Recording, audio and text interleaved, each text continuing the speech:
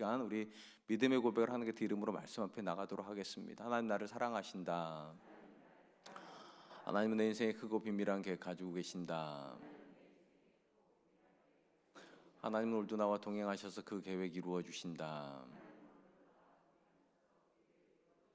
아멘. 그렇게 될 줄로 믿습니다. 아멘. 지난 한 해 주신 은혜를 기억하면서 지키는 추수감사절 설교를 준비하면서 계속 마음에 떠오르는 찬양이 있었습니다.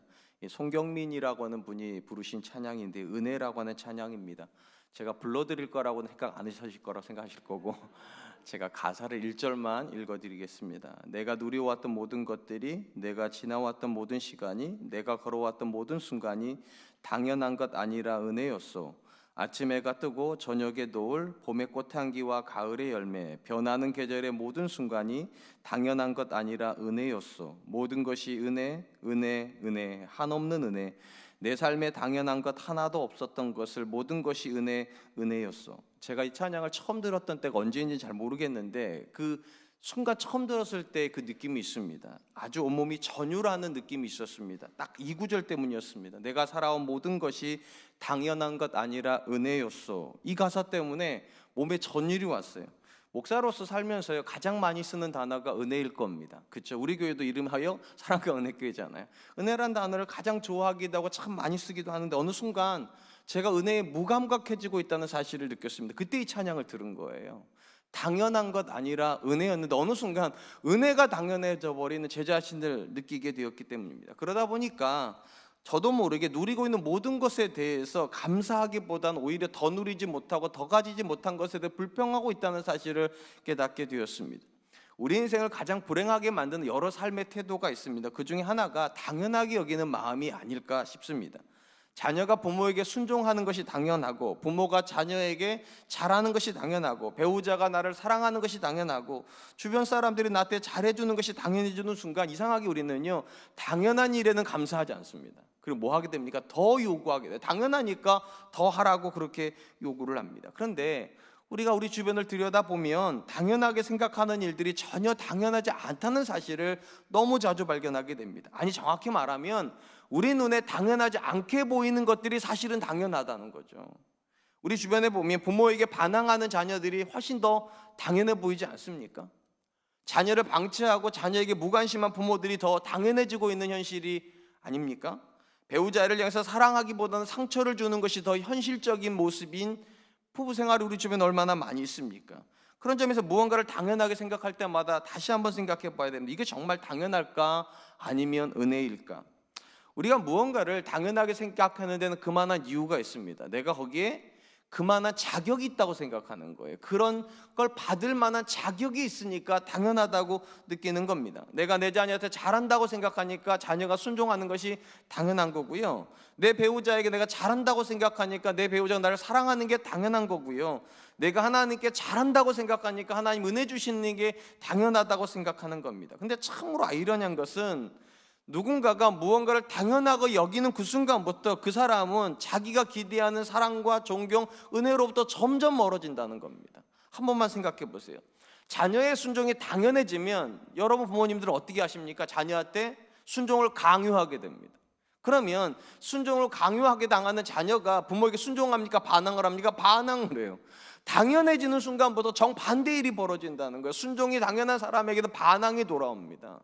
사랑이 당연한 배우자에게는 상처가 되어 돌아오고요. 하나님께 은혜가 당연한 사람은 은혜가 없는 삶을 살기 시작한다는 것입니다. 왜 이런 일이 벌어지는 걸까요? 왜 우리는 자꾸만 내가 그만한 자격이 있다고 자꾸 생각을 하는 걸까요?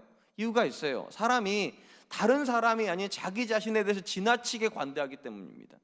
다른 사람을 바라보는 판단은 그 기준을 보고 가지고 나를 보려다보면 내가 자격이 없다고 느낄 텐데 이상하게 다른 사람한테는 굉장히 높은 기준을 들이밀면서도 나한테는 굉장히 관용적인 태도를 취해요. 그리고 늘 이렇게 생각해요. 나 같은 사람 없다고. 그러다 보니까 다른 모든 사람들이 알고 있는 내 모습을 내가 제일 몰라요. 자녀에게 비인격적으로 대우를 하면서도 자기가 비인격적인 행동을 하고 있는 걸 모르는 아빠들이 얼마나 많습니까? 배우자에게 상처를 주면서도 자기가 아내한테 남편한테 잘하고 있다고 착각하는 배우자가 얼마나 많이 있습니까? 주변 사람들에게 불편을 끼치면서도 자기가 주변 사람을 배려하고 있다고 느끼는 착각 속에 굉장히 많은 사람들이 살게 됩니다. 그리고 이런 착각이 있다 보니까 자기가 주변 사람들에게 사랑받아 마땅하다고 오해를 하는 거예요. 그러니까 당연해지는 거고, 당연하니까 누군가가 잘해줘도 그게 은혜인 줄을 모릅니다. 분명히 기억하셔야 될 거, 당연한 거 없습니다. 사실은 우리가 당연하고 느끼는 그 모든 것들이 다른 누군가에겐 기적과 같은 일이에요. 순종을 받는 부모, 이거 기적과 같은 일이에요. 여러분 20년 30년 살았는데 그 배우자가 여러분을 사랑하는 게 어찌 당연하겠습니까? 그 기적이죠.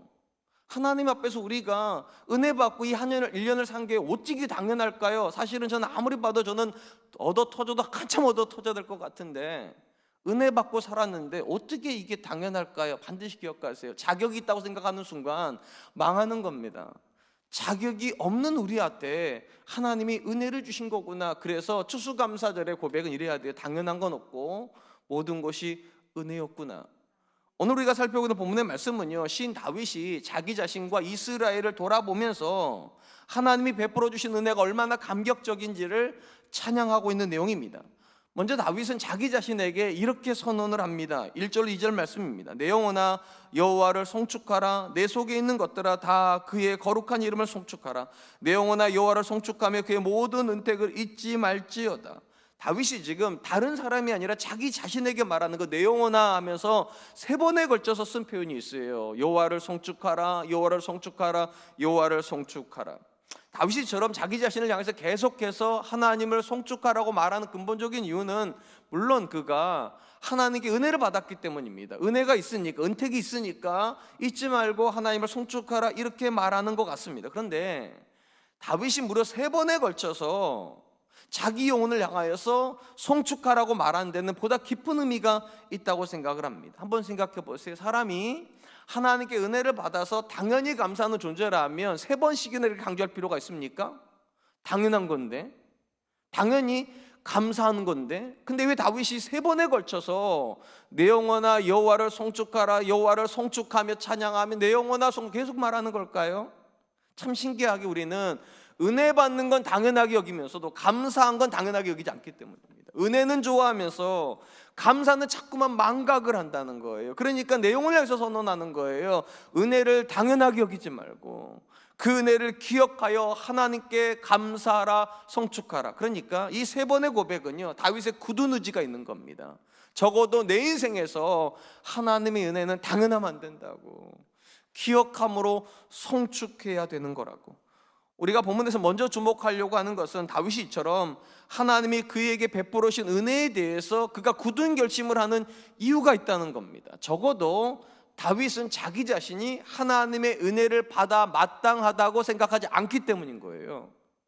자기가 그 은혜에 대해서 마땅하다고 여기면 이렇게까지 고백할 필요가 없어요. 근데 아무리 생각해 봐도 자기 자신은 하나님께 은혜받게 합당하지 않은데 하나님이 그런 은혜를 주셨다면 적어도 하나님을 아는 사람이라면 거듭하여 결심해야 된다는 거. 내 영혼아 여호와를 송축할지어다, 여호와를 송축할지어다, 여호와를 송축할지어다. 본문에 보니까 다윗이 그가 받은 은혜를 이렇게 설명을 합니다. 3절로 4절 말씀입니다. 그가 내 모든 죄악을 사하시며, 여기서 내는 다윗 자신을 말하는 겁니다. 그가 내 모든 죄악을 사하시며 내 모든 병을 고치시며 내 생명을 파멸해서 속량하시고 인자와 긍휼로 관을 씌우시며. 다윗은요, 그가 하나님께 받았던 그 모든 은혜를 어떤 단어로 요약하는가? 인자와 긍휼. 인자와 긍휼로 하나님이 너에게 관을 씌우셨다고. 우리가 쉽게 생각하면 이런 표현인 거예요. 하나님이 너를 사랑하시고 너를 불쌍히 여겨주셨기 때문에 네가 지금의 그 은혜를 받고 있는 거라고. 그러니까 다윗이 생각할 때 이런 거죠. 하나님이 자기를 사랑하시는 이유는 절대로 합당하기 때문이 아니라는 거예요. 불쌍히 여기셔서 뭔가 대단한 일을 했기 때문에, 엄청난 사람이기 때문에 은혜를 주신 것이 아니라 불쌍히 여기셔서 은혜를 주셨기 때문에 다윗은 말하는 거예요. 내가 받은 어떤 은혜도 당연한 거 없다고, 그냥 그 자체로 은혜인 거라고, 마땅한 걸 받은 것이 아니라 받을 수 없는 은혜를 받았으니까 내 영혼아 여호와를 송축할지어다. 전 이 자리에 앉아 있는 분들에게도요, 이 고백이 확실했으면 좋겠어요. 우리 중에 마땅한 은혜 받은 사람은 없습니다. 하나님의 긍휼하심 때문에 은혜를 받은 것입니다. 우리 사회가 이제 위드 코로나로 전환을 하면서 교회적으로도 약간의 사역의 변화가 생겼습니다. 그 중에 하나가 저희가 이제 2년 동안 목장장을 섬기시는 분들 신방을 못했는데요. 이 위드 코로나가 되면서 이제 신방을 하고 있습니다. 제가 이제 목장장들 가정에 신방을 하면 제일 먼저 우리 목장장님들께서요, 가정의 기도 제목을 이렇게 적어서 저한테 주세요. 그러면 제가 그 제목을 가지고 이제 기도를 해드리는데, 제가 신방을 하면서 느낀 게 있어요. 굉장히 감사했어요. 어떤 점이 감사했는가? 제가 신방을 하러 갔는데 오히려 제가 신방을 받는 느낌이었어요.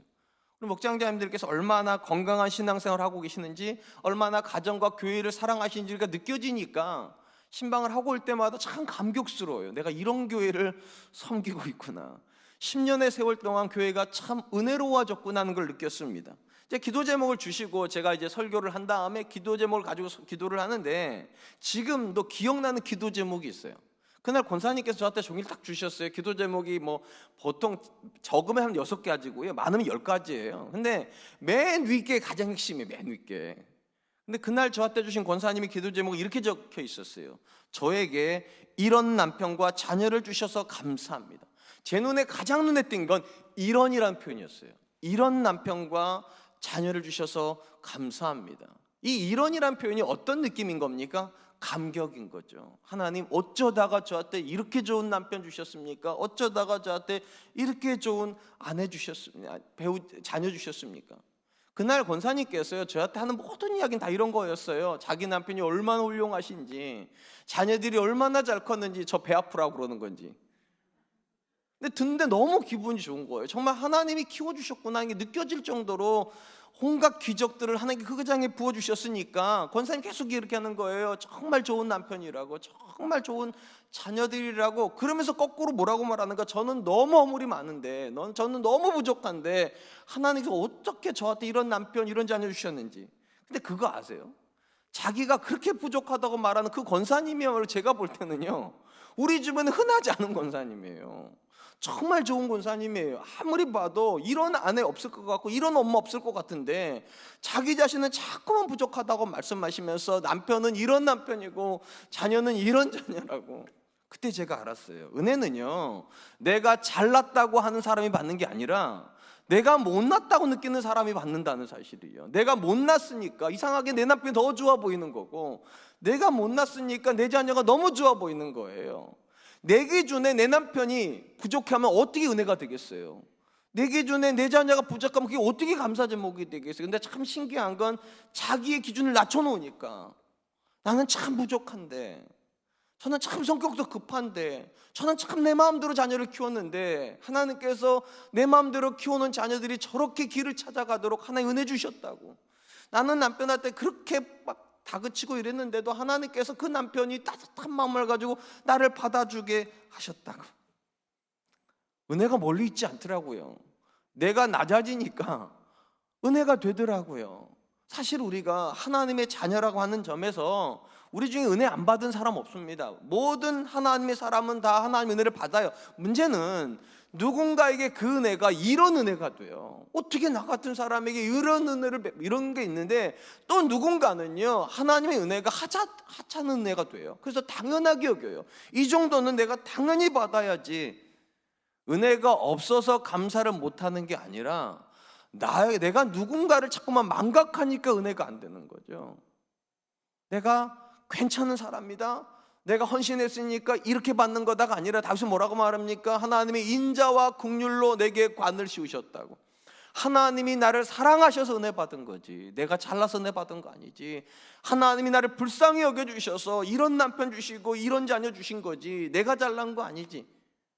은혜가 살아야 감사가 살고요, 은혜가 살려면 교만이 내려놔줘야 돼요. 내가 그렇게 잘나지 않았어요. 여러분들이 그렇게 대단하지 않아요. 여러분들의 기준이 그렇게 여러분들이 생각하는 만큼 훌륭하지 않아요.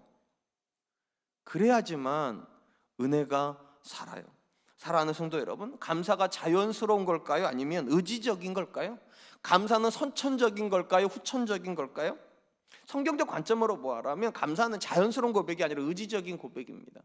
우리가 잘 아는 이야기가 하나가 있죠. 예수님이 길을 가시다가 10명의 나병 환자들을 만납니다. 우리가 예전에 이제 문둥병자로 부르는 분들입니다.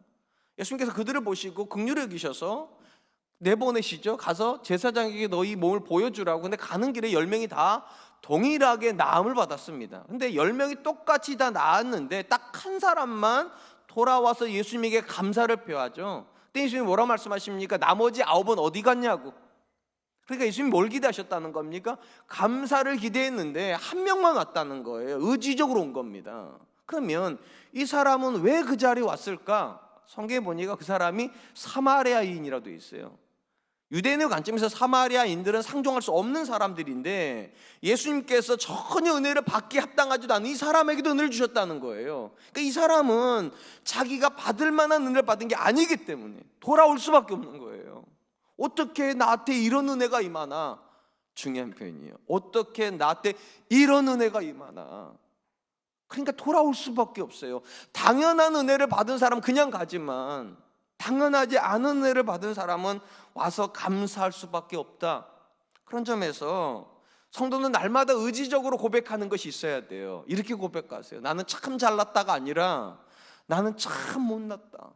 하나님 앞에서 참 성질도 참 요모에 요꼴이고 변하기를 정말 더디하고 사랑도 없고 긍휼도 없는 나를 하나님이 왜 이렇게 사랑해 주시나? 내가 낮아져야, 의지적으로 내가 낮아져야 하나님의 사랑이 넘칩니다. 나같이 못난 사람에게 주신 자녀가 귀하게 보이고요, 나같이 부족한 사람에게 주신 배우자가 참 귀한 사람이라는 게 느껴져요. 은혜는 다 똑같아도 감사는 똑같지 않아요. 누가 감사합니까? 내게 주신 은혜가 감당할 수 없는 은혜라는 사실을 믿는 사람이요. 그리고 그런 사람은 교만하지 않습니다. 대부분 다 겸손합니다. 이 자리에 앉아있는 우리 사랑하는 권사님들, 우리 집사님들, 또 우리 장로님들, 그리고 성도님들 축복드립니다. 우리는 대단하지 않습니다. 날마다 사도 바울이 말하자 나를 쳐서 복종시킨다고. 뭘 쳐서 복종시켜야 될까요? 대단하다는 생각을 쳐서 복종시키세요. 나 같은 사람 없지, 그런 생각 다 내려놓으시고 나는 부족한데 하나님이 내게 은혜 주셨다. 그게 우리의 고백이 될 수 있기를 축원합니다. 한편 다윗은 그가 하나님과 동행하는 여정 속에서 하나님 주신 은혜에 대해서 이렇게 고백을 합니다. 5절 말씀입니다. 좋은 것으로 내 소원을 만족하게 하사 내 청춘을 독수리같이 새롭게 하시는도다. 다윗은 하나님께서 그의 인생에 주신 은혜의 성격을 뭐라고 말하는가? 좋은 거라고 말하고요, 이게 어느 정도로 좋은가? 그의 영혼의 소원을 만족시킬 정도로, 그가 기대했던 것에 부족함이 없는 은혜를 하나님이 그에게 주신다. 속으로 이러시죠. 야, 부럽다. 나도 저렇게 주면 감사하지. 나도 좋은 거 주시면, 내 영혼의 소원을 만족시킬 만큼 주시면 내가 뭐 감사 안 하려고 감사 안 하나? 나는 이렇게 좋은 거 못 받았으니까 그렇지. 나는 내 영혼에 만족할 만한 걸 못 받았으니까 감사를 못 하지. 우리는 그렇게 생각할 수 있어요. 근데 이 본문에서 다윗이 쓰고 있는 이 좋은 것 할 때 이 좋은이란 단어가 어떤 의미인지를 알면 생각이 조금 달라집니다.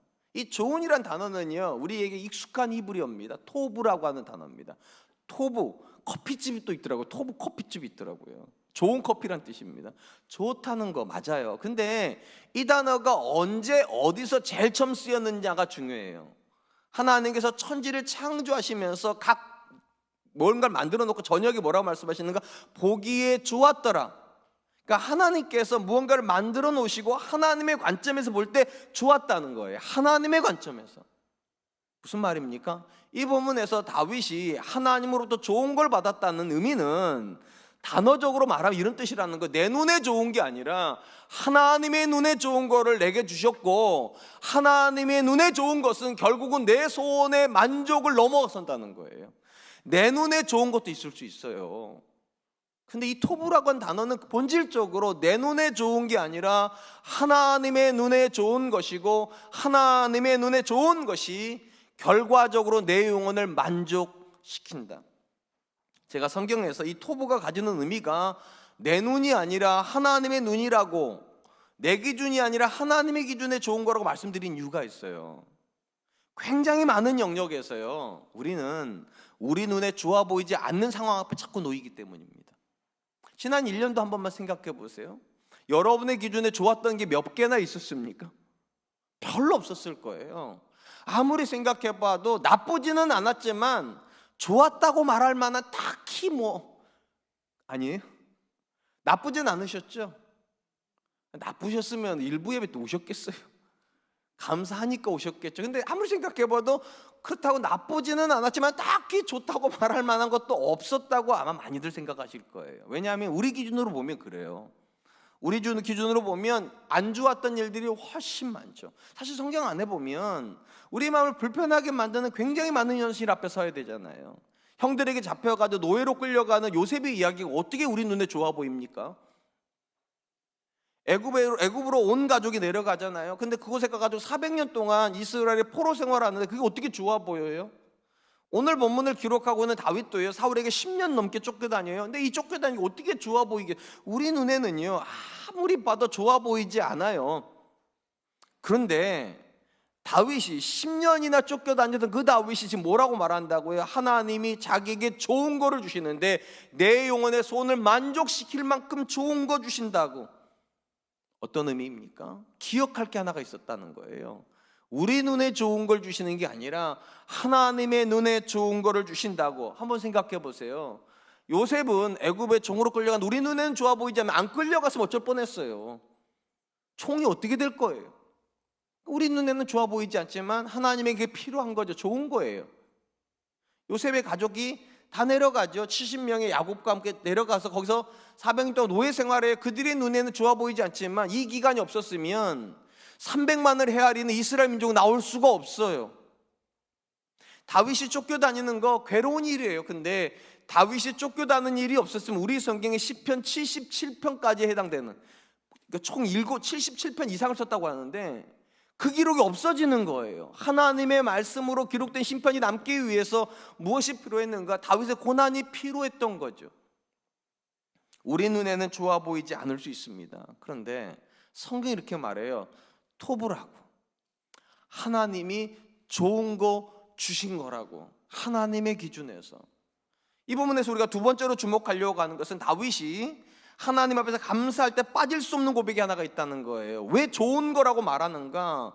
하나님의 일하심에 대한 신뢰 때문입니다. 하나님이 일하시기 때문에 지금 비록 내 눈에는 좋아 보이지 않아도 결과적으로 좋은 일이 될 거라고. 그게 바로 6절 말씀입니다. 여호와께서 공의로운 일을 행하시며 억압당하는 모든 자를 위하여 심판하시는도다. 다윗이 하나님께서 그의 생애에 선한 것을 주시는 분이라 고백한 이후에 왜 공의로운 하나님께서 억압당하는 자들을 보호하신다고 말을 했을까요? 한번 생각해 보세요. 공의로운 하나님이랑 억압받는 현실을 안 주셔야 되는 게 맞잖아요. 사실은요.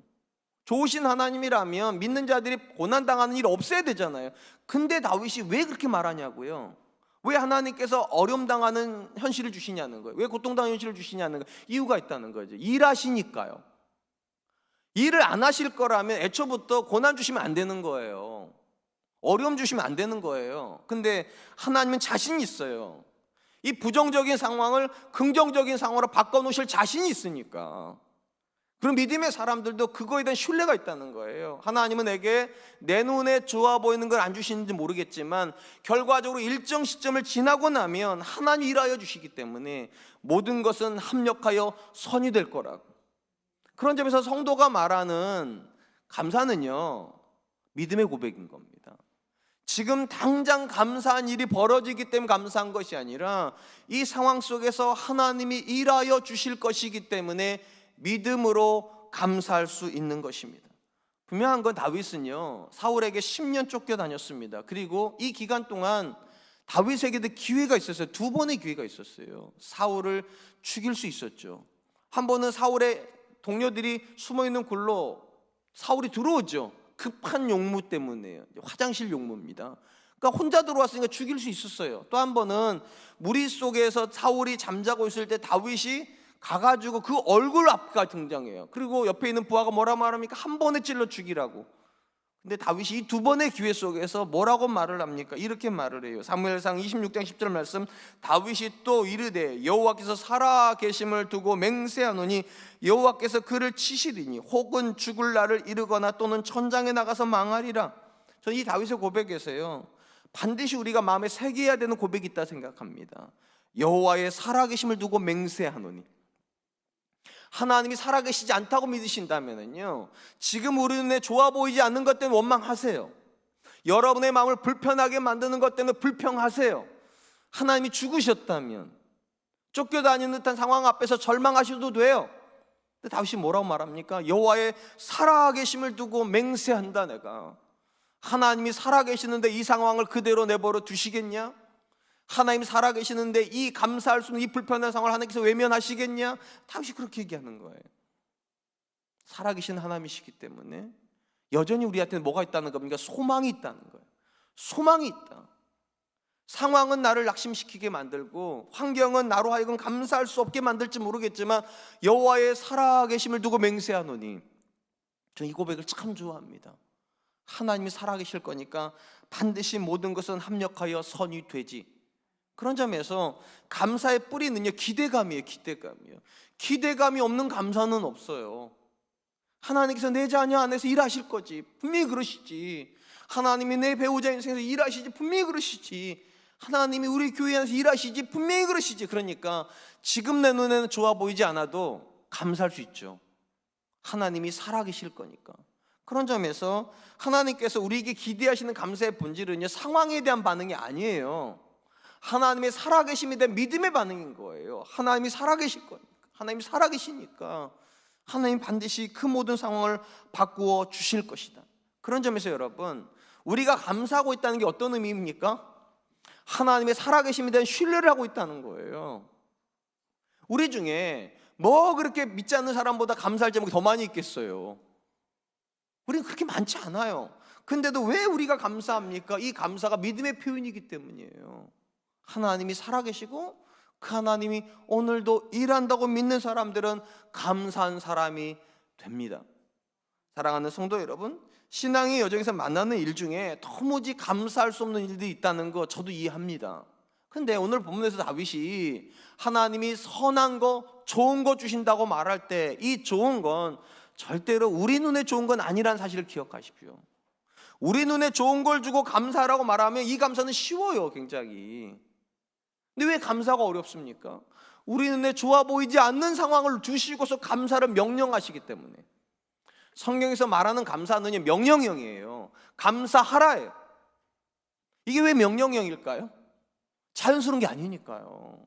누가 봐도 이 상황은 감사할 상황이 아닌데 믿음의 사람은 감사해야 되는 거예요. 딱 하나 이유 때문에요.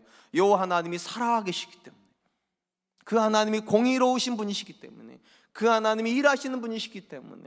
그래서 사도 바울이 말하잖아요. 우리가 알거니와 하나님을 사랑하는 자 곧 그의 뜻대로 부르심을 받은 자들에게는 모든 것이 합력하여 선을 이루느니라. 쉽게 말하면 하나님은요, 역전시키시는 분이시라는 겁니다. 우리 눈에 좋아 보이지 않았던 것들을 결과적으로 가장 좋은 것으로 바꾸어 주시는 분, 하나님은 바꾸어 주시는 분이십니다. 그걸 우리는 좋은 거라고 부르는 거예요. 나빴던 건데, 분명히 절망적인 거였는데 그것이 바뀔 때 환호성이 터지잖아요. 원래 좋았던 것이 쭉 좋은 것도 뭐 나쁘진 않을 거예요. 근데 여러분의 자녀가 그렇게 사랑스럽지 않은 자녀인데 어느 날 바뀌기 시작하더니만 사랑스러운 이 자녀가 훨씬 좋은 자녀입니다.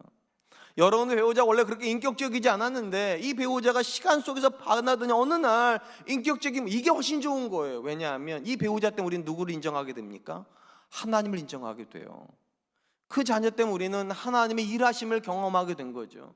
그래서 하나님은 처음부터 좋은 걸 주시는 게 아니라 믿음으로 좋아질 거라고 말씀하시는 거죠. 전 저와 여러분들 안 해요. 오늘도 하나님의 살아계심이 우리의 기대감이 되었으면 좋겠습니다. 하나님 살아계시니까 내 자녀를 바꿔주시겠지. 하나님 살아계시니까 내 배우자는 바뀌겠지. 하나님 살아계시니까 우리의 모든 형편은 합력하여 선이 되겠지. 전 저와 여러분들 안에 이 고백이 있기를 주님의 이름으로 축원드립니다. 마지막으로 다윗은 우리가 하나님께 감사해야 되는 가장 기본 중의 기본은 하나님의 성품 때문이라고 고백을 합니다. 8절 11절입니다.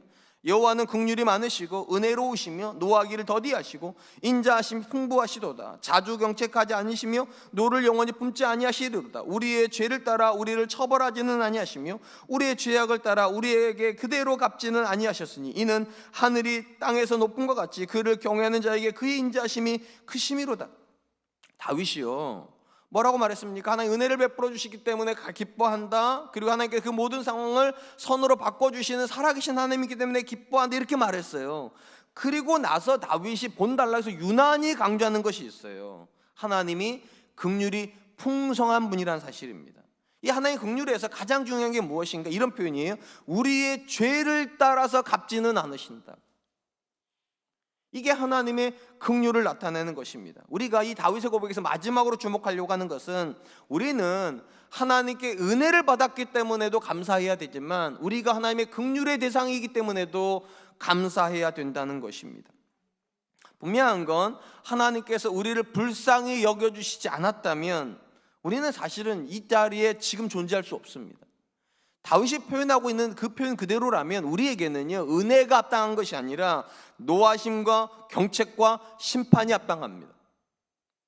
근데 이렇게 하나님 앞에서 노하심과 경책과 심판이 합당한 우리가 하나님 앞에 은혜를 못 받았다고 불평할 수 있냐는 거예요. 눈에 보이는 무언가 가시적인 게 내 손에 주어지지 않았다고 하나님이 나한테 은혜를 안 주셨다고 말할 수 있냐는 거예요. 사실 우리는요, 은혜 이제는 무엇을 받은 사람들입니까? 긍휼하심을 받은 사람들이에요. 그 긍휼하심이 없었다면 사실은 존재 자체가 말소가 돼야 되는 거였는데, 우리는 이상하게 내가 하나님께 긍휼의 대상이라는 건 잊어버리고 내가 하나님께 뭘 못 받았다는 사실만 자꾸만 기억하려고 해요. 더 좋은 거 안 주셨다고, 내가 기도한 제목 안 들어주셨다고, 내가 원하는 일 이루어지지 않았다고. 다윗이 유난히 강조하는 것은 무엇입니까? 하나님이 지금 우리를 오래 참아주고 계시다고. 그 자체만으로도 감사해야 된다. 이 고백은요, 다윗만의 고백은 아닙니다. 아삽이라고 하는 찬양을 인도했던 레위인도 똑같이 고백을 하죠. 시편 78편 38절 39절 말씀입니다. 오직 하나님은 긍휼하심으로 죄악을 덮어주시어 멸망시키지 아니하시고 그의 진노를 여러 번 돌이키시며 그의 모든 분을 다 쏟아내지 아니하셨으니 그들은 육체이며 가고 다시 돌아오지 못하는 바람임을 기억하셨습니다. 아삽이 고백한 하나님 어떤 하나님입니까? 진노를 여러 번 돌이키시는 분이시래요. 몇 번이고 때리려다가도 멈추시고 때리려다가도 멈추시고 심지어 심판을 하시더라도 죄에 따라서 심판을 하지 않으신다. 솔직히 우리 자신에게 물어보시기 바랍니다. 지난 한 해를 돌아보면 여러분들은 복 받을 만한 삶을 사셨습니까? 아니, 나 정도 살면 당연히 복 받아야지 할 분 몇 분이나 계실까요? 저는 아무리 제 자신을 돌아봐도요, 지난 한 해 동안 저는 얻어 터져야 합당해 보여요. 속으로 또 엄청 죄 지었나 보다. 그러지 마세요. 제가 볼 때 그렇다는 거예요. 저는 아무리 봐도 은혜에 합당한 게 아니라 하나님께서 경책하시고 때리시고 심판하기에 합당한 존재인 것 같아요. 왜 제가 이렇게 생각을 하는가? 사실은 하나님께서 우리에게 기대하신 수준이 굉장히 높아요. 어떤 수준입니까? 마음을 다하고 뜻을 다하고 힘을 다하여 주 너희 하나님을 사랑하라고. 우리가 만약에 이 기준에 부합했다면 은혜 주시는 게 맞아요. 그리고 그 은혜를 못 받으셨다면 하나님 잘못하신 거예요, 진짜로. 다시 물어볼게요. 여러분들은 마음을 다하고 뜻을 다하고 힘을 다하여 주 너희 하나님을 사랑하셨고 항상 기뻐하고 쉬지 말고 기도하고 범사에 감사하는 삶을 사셨습니까? 그게 사실은 하나님께 우리에게 기도하신 당연한 삶인데, 왜냐하면 이는 그리스도 예수에서 너희를 향하신 하나님 뜻이래잖아요. 당연한 건데 우리가 그런 삶을 안 살았다면 지금 우리는 은혜가 합당한 게 아니라요, 징벌이 합당합니다. 은혜는 고사하고요, 하나님의 저주의 대상이 되어야 마땅해요. 근데 우리 중에 내가 하나님께 저주받았다고 느끼는 분이 몇 분이나 있을까요? 아무리 봐도 저는 제가 저주받은 것 같지가 않아요. 그렇다고 제가 잘났냐? 그게 아니에요. 그 여러분들한테 여쭤볼게요. 여러분들 중에 저주받아도 느끼는 분이 몇 분이나 계실까요? 근데 우리 이상하게 내가 저주에 합당한 사람이 사실 잊어버리고 자꾸만 은혜가 왜 안 왔냐고 물어봐요. 은혜가 자꾸만 왜 안 왔냐고. 왜 다윗이 굉장히 긴 구절을 가지고서 하나님이 우리의 죄를 경책하지 않으신다, 하나님 우리를 긍휼히 여기신다, 하나님 우리를 인자히 여기심으로 우리가 그의 죄만큼 심판받지 않는다는 사실을 계속 강조할까요? 사실 우리는 은혜에 합당한 사람들이 아니기 때문입니다. 우리는 하나님께 심판받아 마땅한 사람이에요. 이 사실을 기억한다면 하나님이 나를 사랑해 주시는 것만으로도, 하나님이 나를 외면해 주시지 않은 것만으로도, 하나님이 내 인생에 계셔 주시는 것만으로도 그 자체가 은혜인 겁니다. 하나님 그분 자체가 그냥 은혜인 거예요. 하나님의 존재 자체가 우리에게는 감당할 수 없는 은혜인 거예요. 그러므로 지금 여러분의 손에 무엇이 있는가 없는가를 가지고 은혜를 논하시면 안 돼요. 하나님이 나 같은 존재를 외면하지 않아주시는 것만도 크나큰 은혜입니다. 그런 점에서 여러분, 우리는 다 감당할 수 없는 은혜를 받은 사람들이에요. 저주받아 마땅한 우리가 지금 하나님께 예배할 수 있지 않습니까? 하나님 앞에 심판받아 마땅한 우리가 내년을 계획할 수 있지 않습니까? 은혜이죠. 사랑하는 성도 여러분, 우리가 하나님께 기대했던 은혜를 받고 있지 않기 때문에 감사하지 못하는 거 아닙니다. 사실은 왜 우리가 감사하지 못합니까? 우리가 얼마나 악한지를 모르니까요. 내가 얼마나 하나님 앞에 저주의 대상이 되어 마땅한지를 자꾸만 망각하니까 자꾸만 이렇게 생각해요. 나 정도 살면 괜찮지? 여러분, 그런 말하는 모든 사람들은 대부분 의인들이 아닙니다. 의인들은 뭐라고 말합니까? 나는 죄인의 괴수라고 말합니다. 그게 바울의 고백이에요. 죄인들은요, 자기보다 못난 사람이랑 비교를 합니다. 의인들은요, 자기보다 높은 기준을 가지고 있기를 해요. 사도 바울이 그랬잖아요. 사도 바울이 뭐라고 말합니까? 내가 그리스도를 본받는 자 된 것처럼. 기준이 높아요, 그는요. 그러니까 자꾸만 자기가 부족하다는 걸 느껴요. 부족하다는 걸. 부족한 나한테 이만한 은혜를 주셨으면 이건 감격할 만한 은혜인 거죠. 왜 우리 안에 감사가 없을까요? 물론 우리가 더 많은 은혜를 못 받았기 때문일 수도 있어요. 작년보다 우리가 더 풍성하지 못하기 때문일 수도 있어요. 그런데 본질적인 이유가 있어요. 착각하고 있기 때문이에요. 우리가 심판이 합당한 사람이라는 걸 모르고 마치 내가 은혜 받는데 합당한 사람인 것처럼 착각하고 있으니까. 돌이키십시오. 우리는 은혜에 합당한 사람들 아니에요. 하나님이 때리셔야 합당한 사람들인데 하나님이 여전히 나한테 기회를 주고 계시다면 이 지금의 이 기회가 감사의 제목이 될 겁니다. 하나님, 오래 참아주셔서 감사합니다. 저를 향해서 긍휼히 주시니 감사합니다. 하나님, 제가 하나님의 은혜 앞에서 조금씩 변하는 사람 되게 해주시고 조금씩 더 하나님을 알아가고 사랑하는 사람 되게 해주시고 그렇게 기도하는 저와 여러분 되셨으면 좋겠습니다. 이제 말씀을 맺으려고 합니다. 사도 바울이 골로새 교회 성도들에게 편지하는 대목에 보면 이런 모습이 나와요. 너희는 감사한 자가 되라. 너희는 감사한 자가 되라. 명령형이에요. 왜 그러냐? 제가 말씀드렸잖아요. 감사는 자연스럽지가 않아요. 왜냐하면 성경이 말하는 감사는요, 다 믿음의 고백이에요. 믿음이 있어야지만 감사할 수 있어요. 상황이 좋아야 감사하는 것이 아니라 믿음이 있어야지만 감사해요. 오늘 본문은 세 가지 우리가 감사해야 될 이유에 대해서 이야기를 해줍니다. 첫 번째, 어떤 은혜도 당연한 은혜는 없기 때문입니다. 우리는 하나님 앞에서 더 큰 은혜를 못 받아서 은혜 감사 못하는 것이 아니라 내가 그 은혜 받기에 합당하지 않은 존재였음에도 불구하고 은혜를 받았다는 사실을 망각하기 때문이에요. 혹시 올 한 해 동안 여러분들에게 은혜가 있었다면 무조건 감사하세요. 왜냐하면 원래 우리는 그 은혜 받을 자격이 없었어요. 그런데 하나님이 은혜를 주신 거예요. 두 번째, 지금 우리가 만나고 있는 상황이 자꾸만 불편한데 어떻게 감사하냐고요? 하나님의 눈에 좋은 거라니까요. 지금 내 눈에 좋아 보이는 게 아니라 하나님은 내 눈에 좋아 보이지 않는 것을 하나님 눈에 좋아 보이는 상황으로 바꿔주실 거예요. 그러니까 지금 만나고 있는 상황 속에다가 믿음을 결부시키세요. 하나님이 이 모든 걸 통하여서 합력하여 선을 이루어 주실 거니까 감사하세요. 마지막 세 번째, 아무리 생각해 보아도 감사할 제목이 없습니까? 하나님의 긍휼하심이 우리에게 감사해야 됩니다.